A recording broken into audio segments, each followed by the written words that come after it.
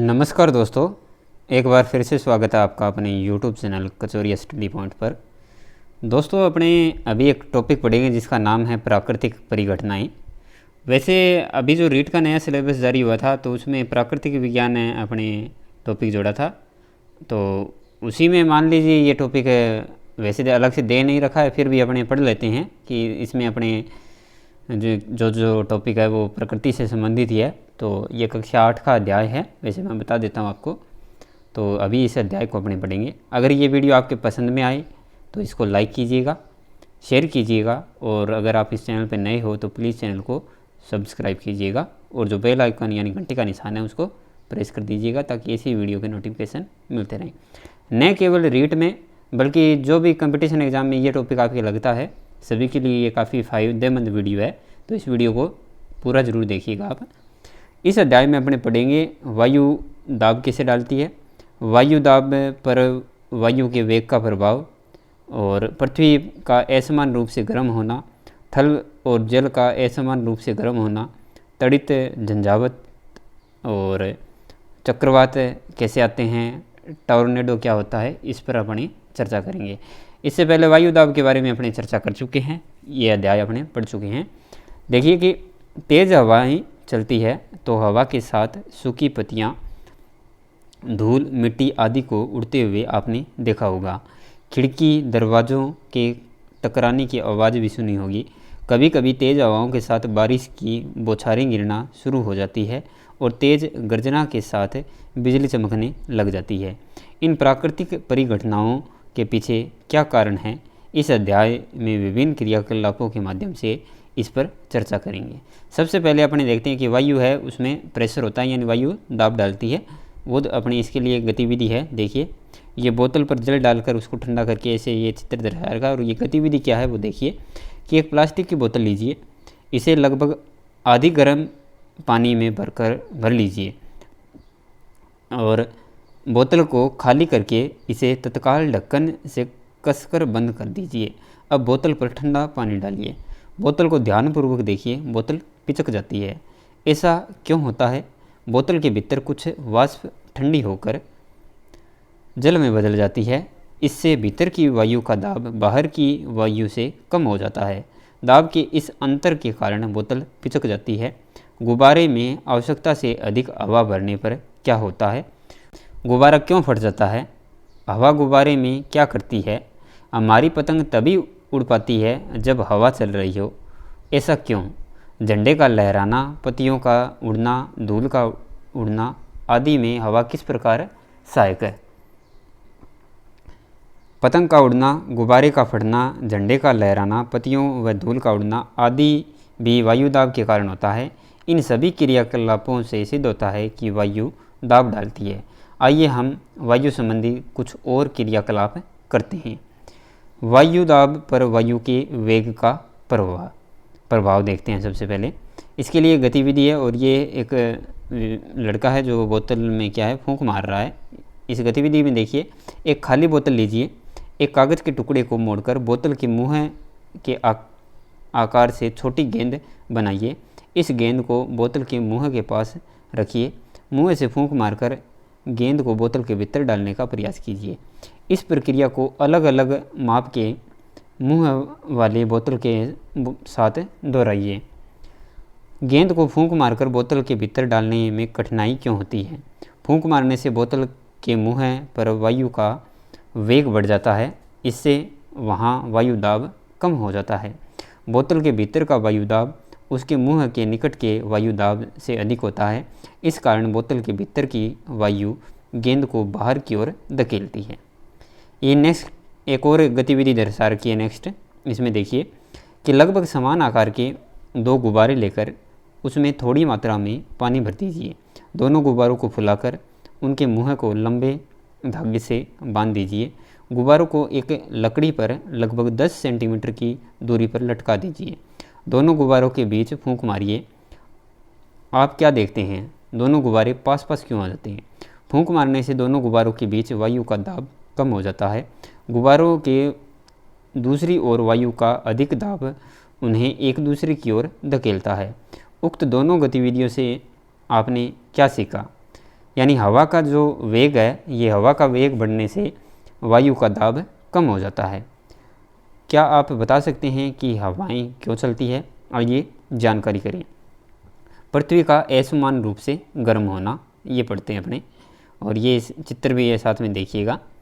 भूमध्य रेखा के आसपास के क्षेत्र को सूर्य की अधिक ऊष्मा मिलती है, इससे इन क्षेत्रों में पृथ्वी के सतह के निकट की वायु गर्म हो जाती है। गर्म वायु ऊपर उठती है, जिसका स्थान लेने के लिए ध्रुवों से ठंडी वायु उस ओर प्रवाहित होने लगती है। इन क्षेत्रों के असमान रूप से गर्म होने के कारण हवाएं बहने लगती है। नेक्स्ट है थल और जल का असमान रूप से गर्म होना। गर्मियों में क्षेत्र अधिक तेजी से गर्म होता है। थल का ताप समुद्री जल की तुलना में अधिक रहता है। थल के ऊपर की वायु गर्म होकर ऊपर उठती है, जिसका स्थान लेने के लिए समुद्र की ठंडी वायु थल की ओर बहती है, इसे मानसूनी हवाएं भी कहते हैं। गतिशील हवा ही क्या है? पवन है। ये देखिए दोस्तों, ग्रीष्म काल में दक्षिण पश्चिम दिशा से मानसून आता है, वो दर्शा रखा है, और शीतकाल में उत्तर पश्चिम दिशा से मानसून आता है, उसको भी दर्शा रखा है। सर्दियों में वायु थल से समुद्र की ओर बहती है, ऐसा क्यों? सोचिए। अब पढ़ते हैं अपनी तड़ित झंझावत। इसमें देखिए, आपने देखा होगा कि वर्षा ऋतु में असमान रूप से बादल उमड़ घुमड़ कर आते हैं, रह रहकर बिजलियां चमकती है, इसके साथ साथ तीव्र गर्जना भी होती है। आसमान में बिजलियां क्यों चमकती है, तीव्र गर्जना क्यों होती है? आइए इसकी जानकारी करें। जब ताप में वृद्धि होती है तब वायु गर्म होकर तेजी से ऊपर की ओर उठती है। यह पवन वायु में मौजूद जल वाष्प को अपने साथ ऊपर की ओर ले जाती है। ये जहाँ ताप कम होने के कारण जल वाष्प जल में संघनित हो जाती है और नीचे की ओर गिरने लगती है। गिरती हुई जल की बूंदें और तीव्र वेग से ऊपर उठती है। वायु की परस्पर क्रिया से बिजली यानी तड़ित चमकती है, जिससे ध्वनि उत्पन्न होती है। इस घटना को हम तड़ित झंझावात कहते हैं। अब हमें तड़ित झंझावात के बारे में उच्च कक्षाओं में विस्तार से पढ़ेंगे। तड़ित झंझावात से बचाव के उपाय देखिए। पहला देखिए, तड़ित झंझावात के समय खुले स्थान में नहीं रुकें, किसी भवन में चले जाएं। अपने घर से बाहर नहीं निकलें। नहाना, बर्तन धोना, कपड़े धोना आदि जल से होने वाली कार्यों को नहीं करें।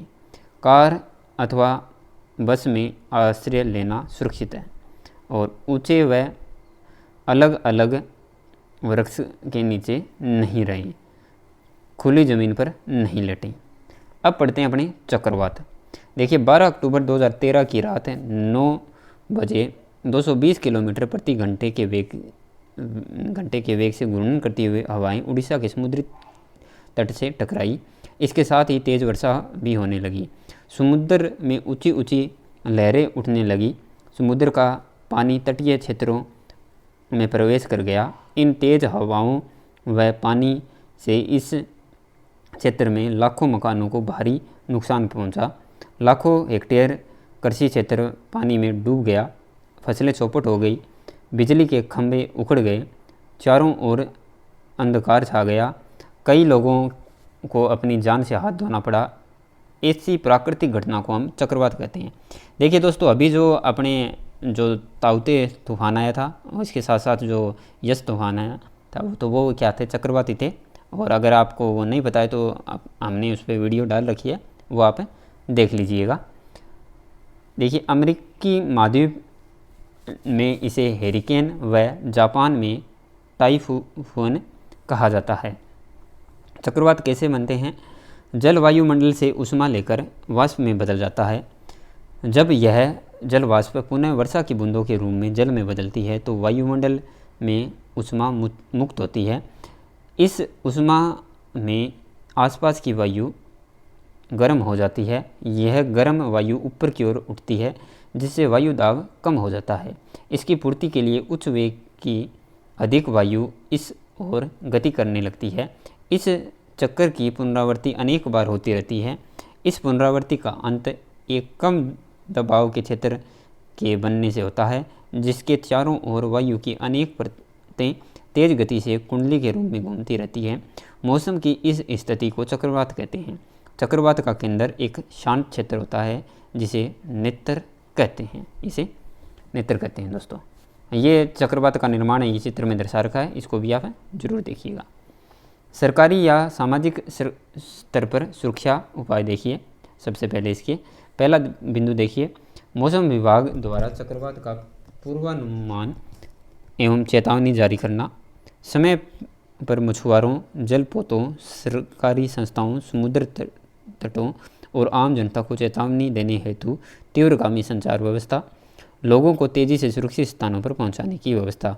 तो ये अभी ज़्यादा दिन पुराना नहीं हुआ है, आपने देखा भी होगा कि कैसे मौसम विभाग ने अलर्ट वगैरह जारी किए थे, क्या क्या सुरक्षा के समाधान के लिए अलर्ट किया था।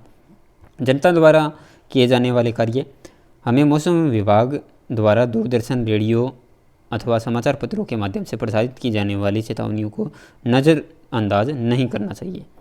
हमें अनिवार्य घरेलू सामान, पालतू पशुओं और वाहनों को सुरक्षित स्थानों पर पहुंचाने के आवश्यक प्रबंधन कर लेने चाहिए। पानी में डूबी हुई सड़कों पर वाहन चलाने से बचना चाहिए और आपातकालीन सेवाओं जैसे पुलिस, अग्निशमन और चिकित्सा केंद्रों के टेलीफोन नंबर की सूची अपने पास रखनी चाहिए। चक्रवात प्रभावित क्षेत्र में रहने वाले लोगों को निम्नलिखित सावधानियां रखनी चाहिए। विषम परिस्थिति के लिए पेयजल का संग्रहण करना चाहिए। गीले स्विच, झुके हुए नीचे गिरे बिजली के तारों को नहीं छुएं। अपने पड़ोसियों और मित्रों को यथासंभव सहयोग और सहायता प्रदान करनी चाहिए।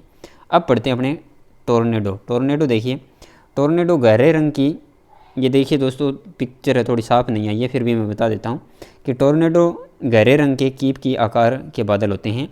ये आकाश से पृथ्वी तल की ओर आते हुए दिखाई देते हैं। टोर्नेडो 180 किलोमीटर प्रति घंटा से कम वेग से गति करते हैं। ये कमज़ोर होते हैं। भारत का पूर्वी तट विशेष रूप से चक्रवातों के लिए संवेदनशील है। हमारे देश में टोर्नेडो अधिक नहीं आते हैं। ये अपने पाठ का सार है दोस्तों, वीडियो को पॉज करके ज़रूर देखिएगा इस अध्याय में आपने क्या सीखा है। अब इसके कुछ क्वेश्चन है वो करते हैं। आपको कितने क्वेश्चन इनमें आते हैं कमेंट सेक्शन में ज़रूर बताइएगा। पहला देखिए, वायु का वेग बढ़ने से वायु का दाब क्या होता है? घट जाता है दोस्तों। 10 सेंटीमीटर की दूरी पर लटके दो गुब्बारों के बीच फूंक मारने पर क्या होता है? गुब्बारे क्या होगा दोस्तों? गुब्बारे क्या हो जाएंगे? पास पास आ जाएंगे। चक्रवात का केंद्र एक शांत क्षेत्र होता है जिसे उसकी क्या कहते हैं? नेत्र कहते हैं दोस्तों। तो इसका राइट आंसर नेत्र हो जाएगा। टोर्नेडो गहरे कीप की आकार के बादल होते हैं और वायु अधिक दाब के क्षेत्र से कम दाब के क्षेत्र की ओर गति करती है। पृथ्वी के असमान तापमान के कारण पवनें उत्पन्न होती है और गतिशील वायु कहलाती है। तो गतिशील वायु क्या कहलाती है? पवन कहलाती है। तो इस तरीके से अपना अध्याय कंप्लीट होता है। आशा करता हूँ कि आपके अच्छे से समझ में आया है। अगर समझ में आया तो एक पॉजिटिव कमेंट के साथ इसको लाइक कीजिएगा, शेयर कीजिएगा और अगर कुछ हमारी वीडियो संबंधित या हमारी कुछ समस्याएं या प्रॉब्लम आपको नज़र आई है तो कमेंट सेक्शन में ज़रूर बताइएगा ताकि आगामी वीडियो में हम उनको सुधार सकें। तो दोस्तों मिलते हैं नेक्स्ट वीडियो में एक नए टॉपिक के साथ। तब तक के लिए जय हिंद, वंदे मातरम।